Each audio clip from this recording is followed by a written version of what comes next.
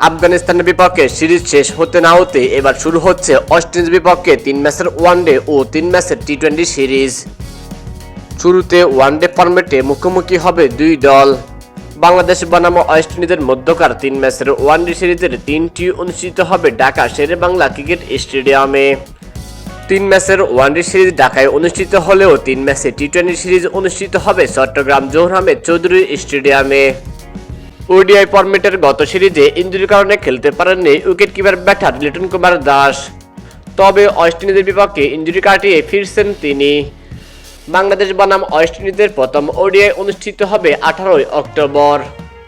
এরপর দ্বিতীয় ওডিআই অনুষ্ঠিত হবে 20 অক্টোবর। সিরিজের তৃতীয় ও শেষ ওডিআই অনুষ্ঠিত হবে 23 অক্টোবর। তারপরে 2 দিন বিরতি দিয়ে 26 অক্টোবর শুরু হবে প্রথম টি-20। এরপরে 28 ও 31 তারিখে অনুষ্ঠিত হবে দ্বিতীয় ও শেষ টি-20।